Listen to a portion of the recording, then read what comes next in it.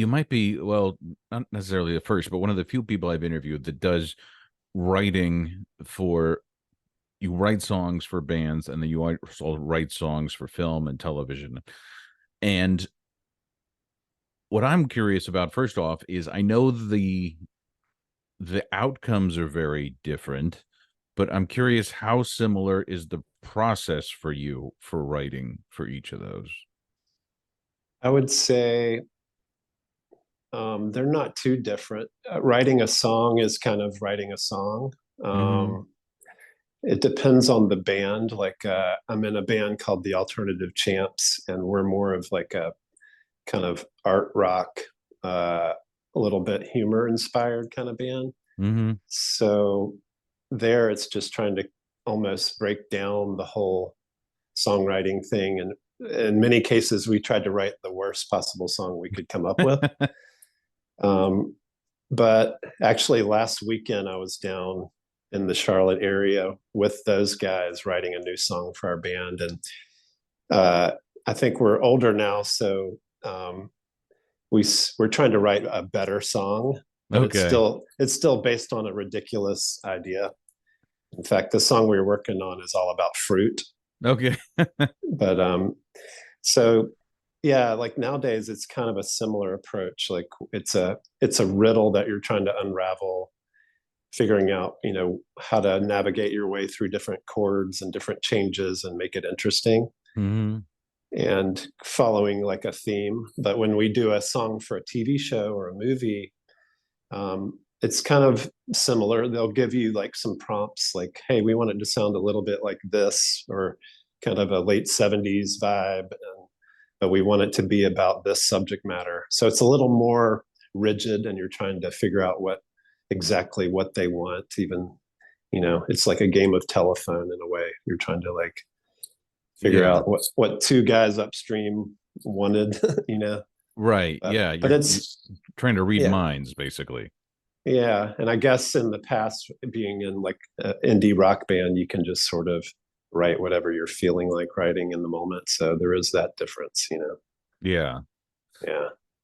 All right. So I got to go back when you say you try and write the worst song possible. Is that just like, it doesn't sound like it's bad. It's just like, okay, can we create the most absurd tune that's ever been Exactly. created? Okay. Yeah. So that band, the Alternative Champs, kind of started in like early 90s, like way back. And I was in more of a serious band. I mean, we were like an indie rock kind of band. And then my songwriting partner, Mike Mitschele, Mm-hmm. he's the guy that I write songs with today for TV and stuff. But he's also in the Alternative Champs. And he was in a big band that was on like Sire Records and touring and all this stuff. And but we were buddies. We went to high school together. And so whenever we were like in town at the same time, we'd drink a couple beers and get out his little 4 track and just write a ridiculous song.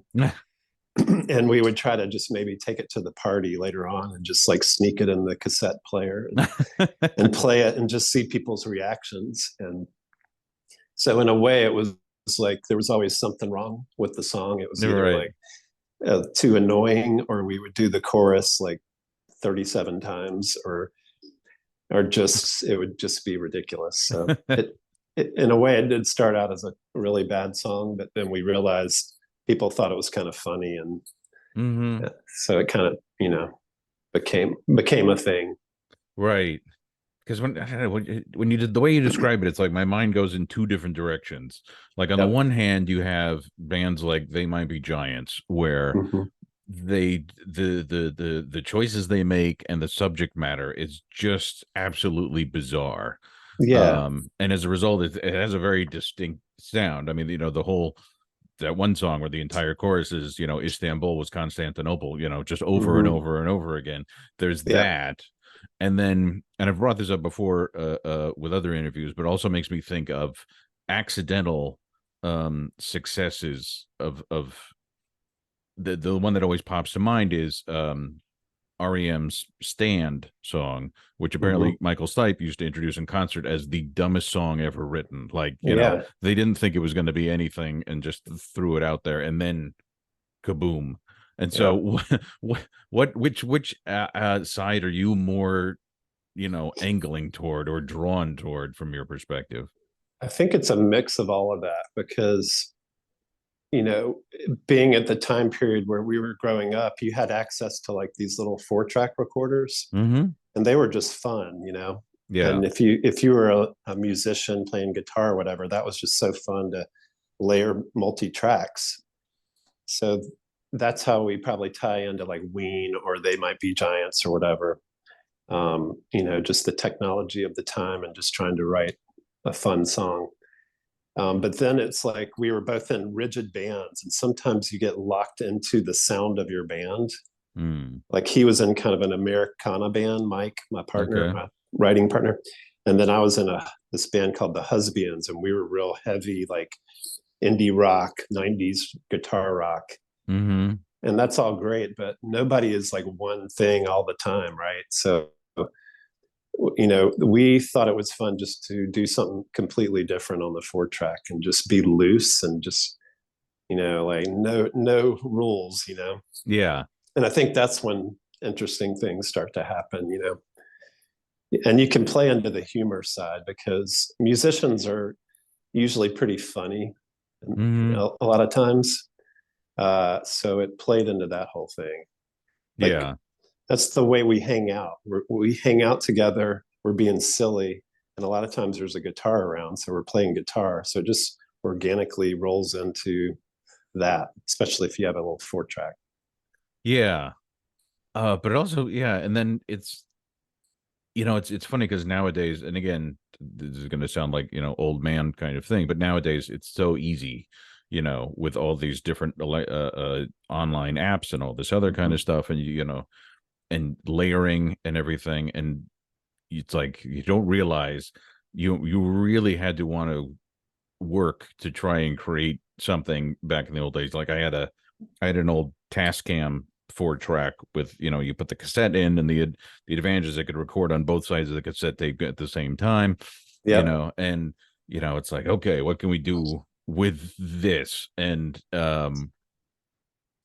so what I'm wondering is, like, were you always kind of someone that was drawn to experimentation and how can we take this apart and reassemble it? And, was that just always your nature growing up? Well, so going all the way back, like I started playing music when I was like 12. Hmm. Just started playing guitar because like my mom had a guitar laying around, and then my dad played trumpet, and I played in like the elementary school band. We actually had a band in my elementary school, so I started in like the 5th grade and played in a band throughout, like school band up till like 8th grade, and then I met some other musicians who I still play with today. But when I was like 13, I started a band, Hmm. and we played covers and stuff. And then eventually, when I was in high school, I started sort of a more legit, like original band. Mm-hmm. And we recorded a whole record when we were in the 10th grade of original Wow. music. So somewhere all along, it seemed natural to want to write songs instead of Mm-hmm. just playing covers all the time. Yeah. So I think that's one interesting thing. And once you do that, like we did our first recording in 10th grade, and then it kind of spread virally around the high school and around other high schools. And then we started playing gigs. So like the creative, being original part was somehow always a thing. And Hmm. it's not always the case, I guess, with other bands, you know? Yeah. So I totally forgot what the original question was, but Just if you were, because of the effort it takes to want to work on those old time 4-track machines, and yeah. and if you So were those were, always yeah, experimental in nature. those were just fun, you know? Like I had a Tascam 424, I think it was. I still have it, but Hmm. that was just a fun toy. And when you're getting into music, there's a big toy element, you know, Yeah. pedals, all these different colored pedals, and like all the gadgetry. And so that was what that was. It was just really fun. Hmm. And you're either going to do like your own little demos or noodle around, or when we got a little older, we realized that we could write a whole song, Yeah. and that was exciting. And yeah, it depended who I was playing with. When I was playing with my good friend Mike, who I collaborate with today, like we just couldn't help but be kind of goofy. Mm-hmm. And I think that led into our little group becoming like a band. And then we started playing shows. And it was so goofy that we felt the need to like dress weird too. So we would do a different theme every show. So we would dress up like tennis players, or we would be like Okay. one time we were an auto parts counter, and we had like car parts scattered on the stage, and we had grease all over us. Nice. Or we've been like giant angels, or we've been clowns. I mean, we've done a lot of weird stuff, but Right. and I think that leads into like why we're doing music for a show. This like especially the Righteous Gemstones, Mm-hmm. because it just sort of like organically showed that we can do music that crosses different genres, and we can also play a part a little bit in a Right. theatric kind of way. But yeah, Well, so besides the fact that it seems okay, you guys were naturally inclined yeah, for this work. How did you get into it? How did you segue? Especially yeah, being out here in North Carolina. yeah. Well, I think it was us playing in this band that started out as a fun little 4-track thing, and then turned into a legit kind of band. And we played for literally like 20 something years around the South, Mm-hmm. mainly Charlotte. And there's like Danny McBride, the actor, and then his crew, like a guy, Jody Hill, and then a director, David Gordon Green, Mm-hmm. and a few others that make up Rough House Pictures, basically. Okay. They kind of started, they went to school at School of the Arts here in Winston. Mm-hmm. And then I think they moved to Charlotte for a couple of years. So they're kind of like around. And then they're a guy named Richard Wright is their set designer.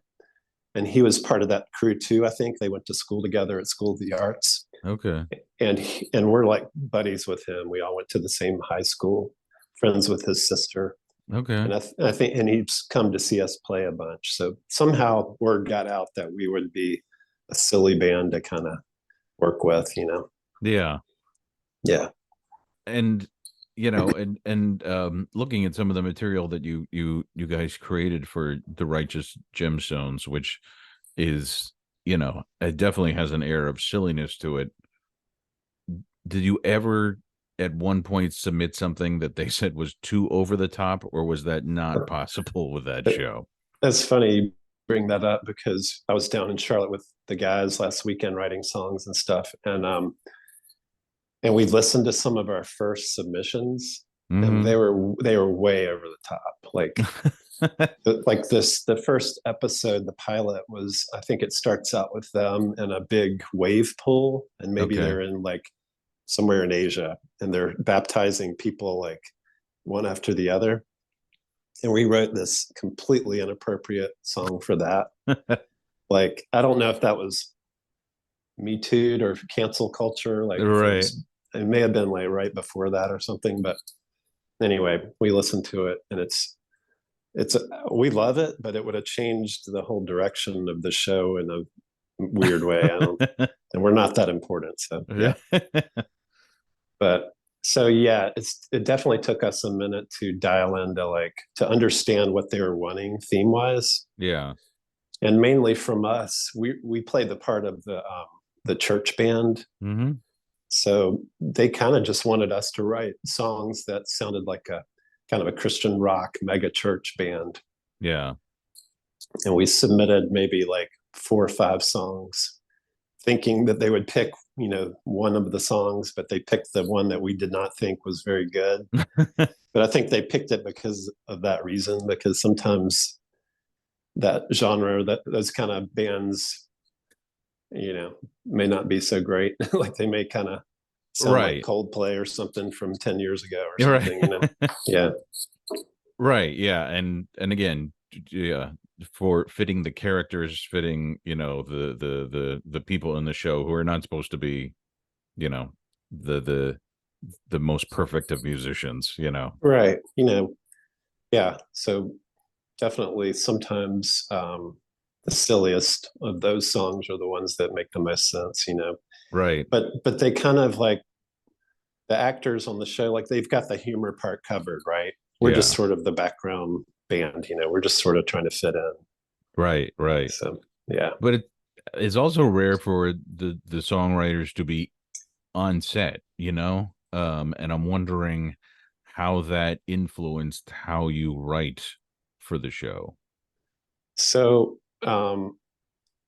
two thoughts there. Like, I mean, Danny and Jody and those guys, they're kind of from the South, and they're just cool guys, like regular guys that we would probably be friends with, if we were around them more. Mhm. But and they're real cool about bringing in local kind of regional friends and musicians.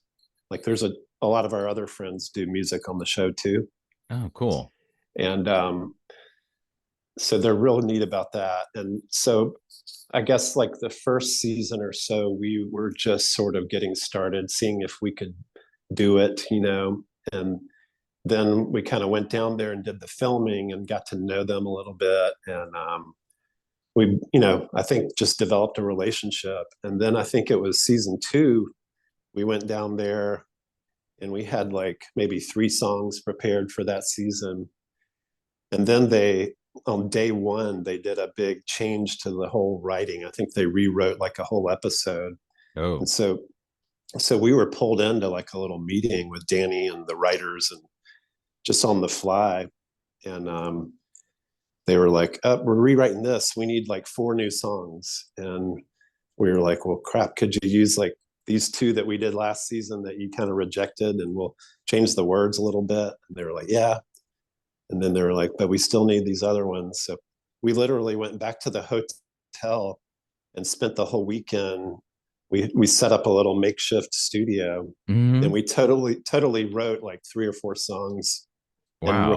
recorded them and everything, and turned them in on Monday. So I guess the point is like we started out just sort of as a work for hire kind of songwriting thing, and then as we've moved into it, we feel a little more involved.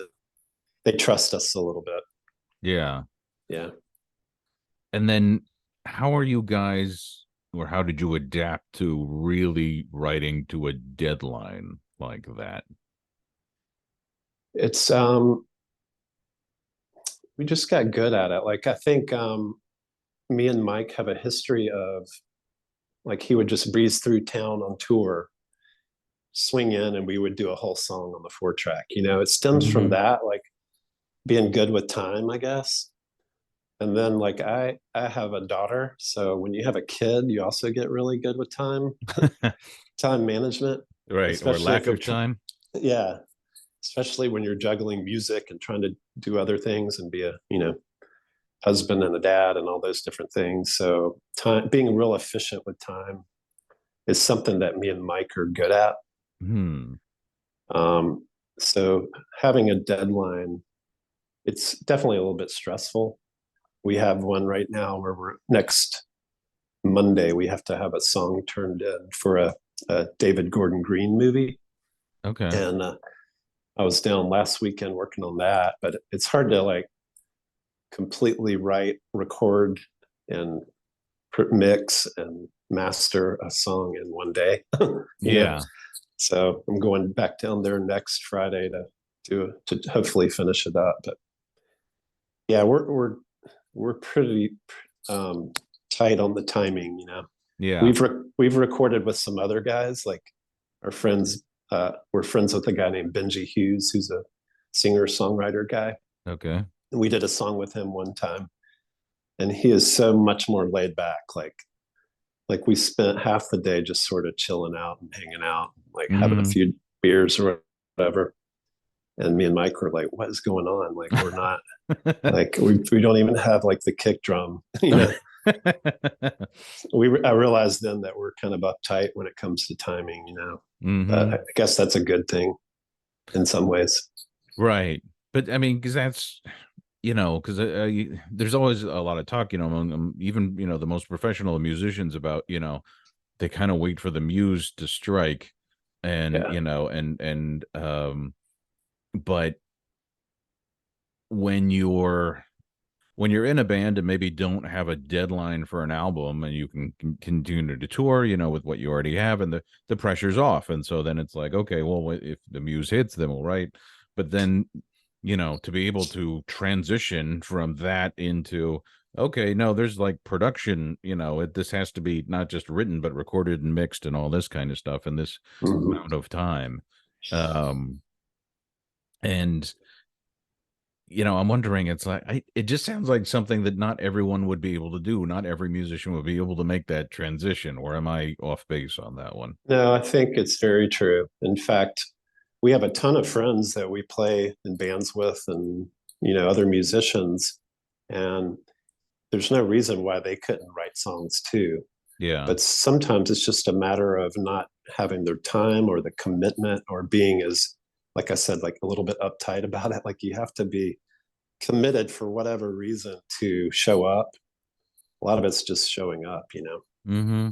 And then the time, like having to drive down to Charlotte over the weekend to work on 2 different songs on my time off, on a weekend. Yeah. I'm like exhausted today, but that's the kind of commitment you have to have, I guess, Mm-hmm. if you're going to do it. And the other thing is like, I've been years ago, I was in a band called the Husbands, and we went up to Baltimore to record, and we had like 2 weeks, which is crazy for just where we were at. It wasn't even like for a record or anything. We were just demoing.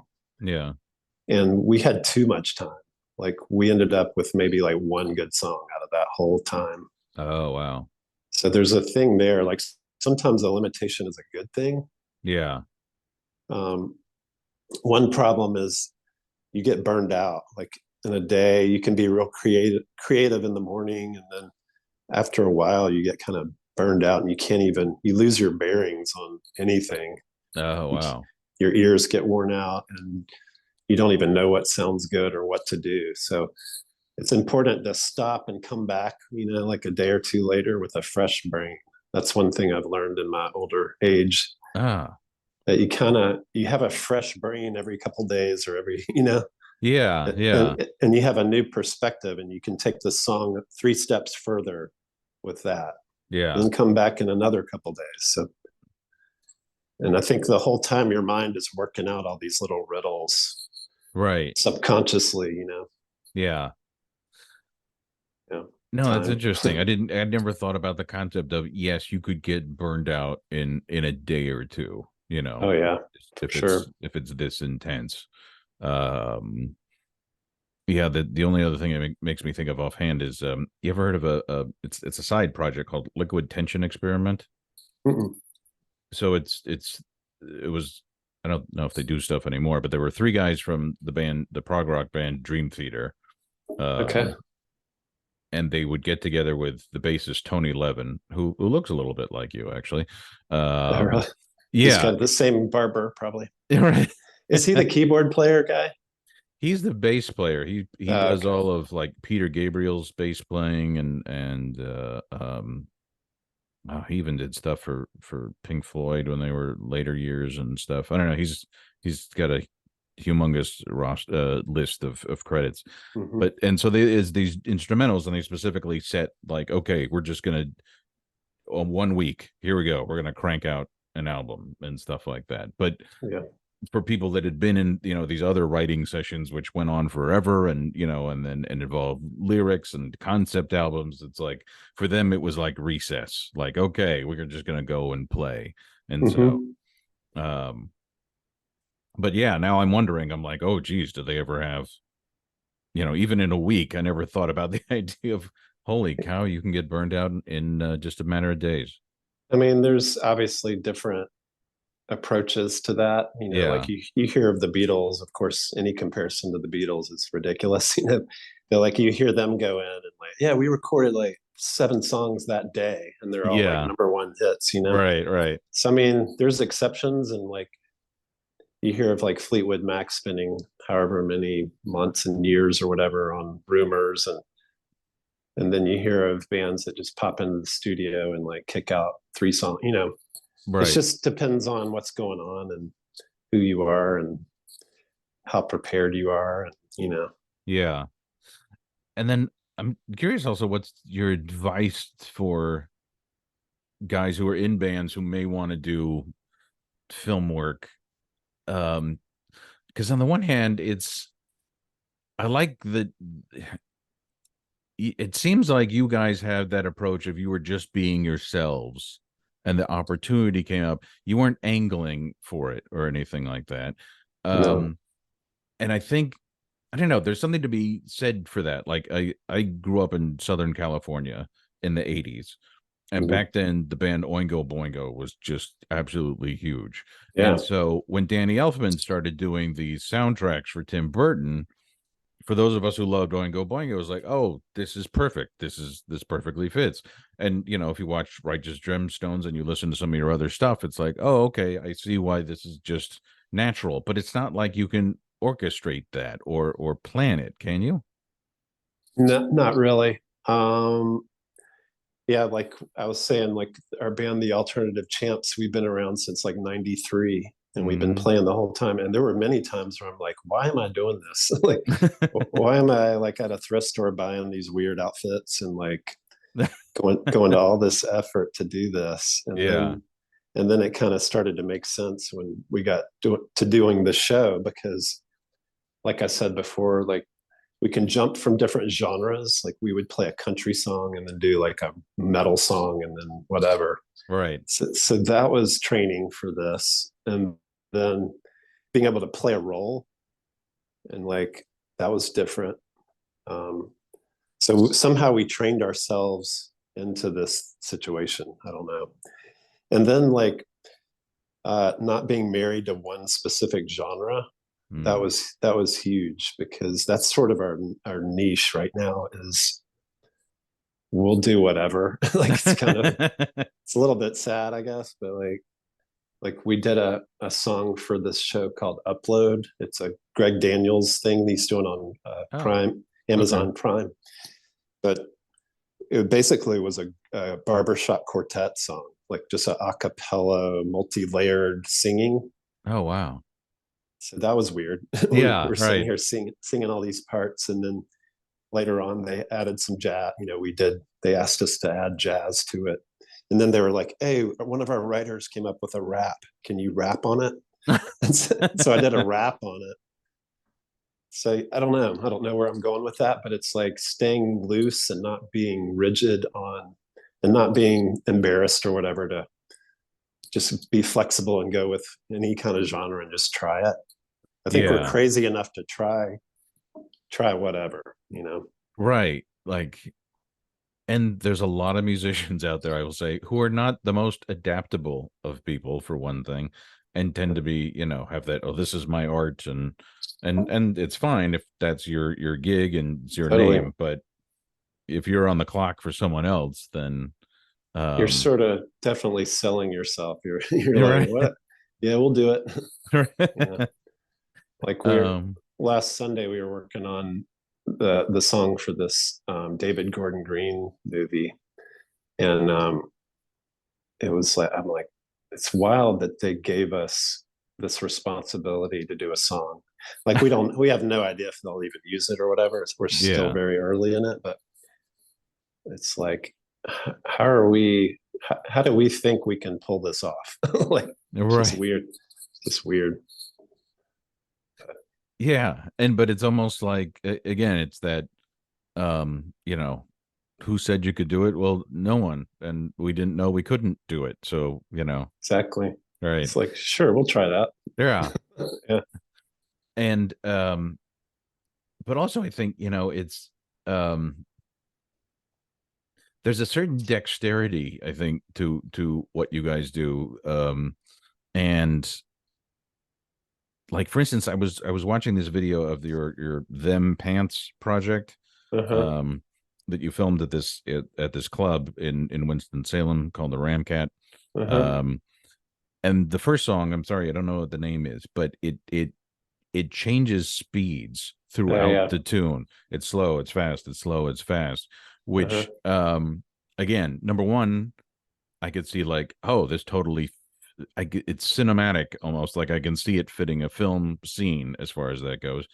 But I was also, curious. It's like, how does a song like that evolve, and how do you talk the rest of the band through that process? Um, so I've always, for whatever reason, like when I write a song, I like songs that have like strong melodies and like have a purpose and Mhm. are catchy, you know? Yeah. But I always want to break it in some way. Like I always want to throw a little curveball in there, or like a weird time signature, or in that case, like speeding up the tempo and then slowing back down. I don't know. It's just a little bit interesting. I don't know where it came from. Hmm. But but that band, them Pants, we have really good musicians in that band, and they kind of come from the same kind of thinking. So it wasn't too big of a stretch to come up with an idea of slowing something down. And Yeah. we're all trying to like uh, kind of, I don't know, break down the any kind of a model, because some of those songs, if they sound too good, they're just a boring song you've heard before, Yeah. or it's like almost embarrassing if it's too catchy or whatever. So yeah, we all contributed to come up with that song being like that is. Okay. Yeah. And And then, there's other examples. Like there's a really good song by the band Built to Spill. hmm. I wish I knew what song that was. It's on like 2 albums ago, but they do this amazing speed up of the tempo, and it's like so exciting. Like it starts out kind of slow and then it just speeds up, and it like makes the song. It wouldn't work without doing that. Yeah. So we probably stole a little bit from that. Right. Right. Okay. Yeah. And you mentioned, Mike being your longtime writing partner on all of this. Mm-hmm. When you guys are writing, what do you usually bring to the table, and what does Mike usually bring to the table?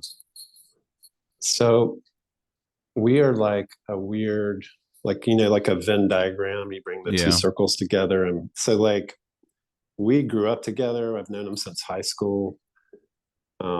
So we come from the same time period. We know a lot of the same things. We speak the same musical language, but we have a little bit enough of a difference to make it work. He kind of got really excited about metal back in the day, like Ozzy. Hmm. And I think I came from maybe like just a weird mix of 80s pop and stuff. And then I got into like the Police and maybe like some REM or U2 and the Smiths and all that stuff. Hmm. But so yeah, we've got enough where we disagree on enough. And maybe, I don't know, he's like a fantastic musician. Like he can play things just perfectly, whether it's like the guitar or the bass, or he's Hmm. just a really good musician, recording Hmm. especially. And he's got really good equipment. He like has a really good gear and Yeah. takes really good care of it. I'm more destructive. My gear is like a weird mix of just whatever. Um, but I think it's just sort of like we agree on a lot of things. We both know it when it's right. Hmm. Um, we're working on one song. Like it's real important to me for the melody to tell a story. Okay. So, okay, well, it's going up here, but it doesn't sound resolved. So we need to like either resolve it here or take it somewhere out. Like it needs to have a purpose. And sometimes, so I think I contribute a little bit with that, maybe. Hmm. I mean, Mike can do that too, but it's just sort of like what you're hearing at the moment. Okay. Like he may not be worried about that or hearing it, and I might hear a little idea. Like you get these little intuitive hits, like you're like, Hmm. oh, wait a minute, I just got a little clarity on how the drums should be, Yeah. and those things are firing at different times, and then slowly you like build this thing. I don't know Okay. if that makes any sense. Yeah, yeah, definitely. And again, I think it's probably key that you guys have worked together so long that it becomes kind of a shorthand, a knowing where this person might take things, Yeah. and b being able to explain the new idea you have as far as, oh, what if we did x. Yeah. I feel like I'm good at having ideas, yeah, but only like 20% of them are good ones. Hmm. So I can fire out all kinds of ideas. But Mike is real good about reining things in. Okay. He's real good about landing on the mark that the show wanted. Oh, wow. I'm a Okay. little bit more like hard to rein in. I don't know. Yeah. So we make a good team. Like there's always some ideas, and sometimes it's good to just throw an idea out, even to shoot it down, because that takes you on a different road. Hmm. Yeah. So that's what we do. I don't know. We But no, both have our weird strengths and weaknesses. right. I like that idea though, because it of how you're explaining you're a little bit off kilter and he's more hitting the mark, because well, you can understand the hitting the mark part, especially for TV and film, but I think the off kilter part is what would grab a listener or grab the attention in the first place, or be something that's never been tried. So yeah, I like that idea. It's this kind of cool symbiotic, you know, um, Yeah. relationship that where it's, if you went too far one way or the other, it would be off. But because of this, it's really unique and interesting. Yeah, I think so. And I mean, it depends on the song. We bring stuff sometimes. Sometimes I might not bring anything worth a damn. It just Yeah. depends on the song. One cool thing that happened when we were doing, we did the song for this in season 3 of the Gemstones. It's for the Bible Bonkers episode. Mm-hmm. So Walton Goggins' character all season long is like promoting a Christian themed game show. And it's called Bible Bunkers. So they needed a Mm-hmm. theme song for it. And when they threw that our way, Mike instantly was like, oh, yeah, it should be like Bible Bonkers. He just got it instantly. Mm-hmm. And I was like, yeah, that's obvious. Right. That was a great idea. And then we were like, I think he felt a little stuck on the music.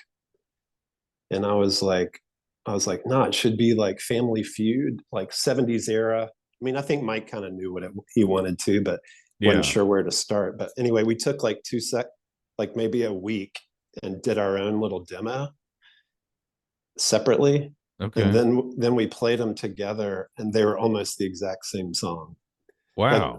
like they both started with the 70s, like dig dig dig dig dig dig dig, Oh, and wow. both had similar horns. Like it was weird how we both wrote the same song. Mike did a lot of the heavy lifting though. Like he did a lot of the lyrics and production. He's really good at the production part. So Okay. yeah.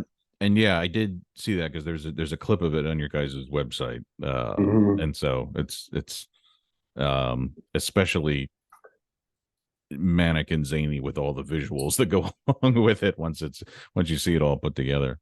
We got to go Um down and watch them film that, and it was just wild. Like I couldn't believe what we walked into, and the set that our friend Richard built for it was just ridiculous. And that was so fun being able to see it.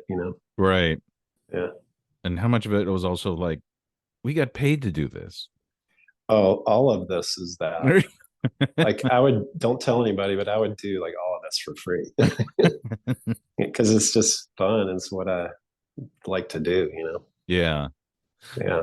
And then with bands, I try to avoid the trite question of, okay, where'd you get your name and all that kind of stuff. But since this is technically a production company, I'm not really breaking my rule, and I gotta wonder, you know, with so many names in Hollywood for companies that take themselves so seriously and make it sound like, oh, we were ordained by God to do this work. Mhm. Where the hell did you come up with hot goat music? So that goes back to like 1993 or something. We were in Charlotte, we were eating at a restaurant called Loopy's, which is used to be like a real big staple, good, really good Southern food or whatever. Okay. But we were trying to come up with a name for our band. The Alternative Champs is what we landed on. But we literally took a hat and like four guys threw in, like, we each got to do a noun and then a adjective. We just mixed it up and pulled them out. And like the term alternative was just like barely starting in music. Like it didn't mean anything like it means today. Yeah. We had like one friend who made some comment about how alternative he was, and we made fun of him because it was so ridiculous.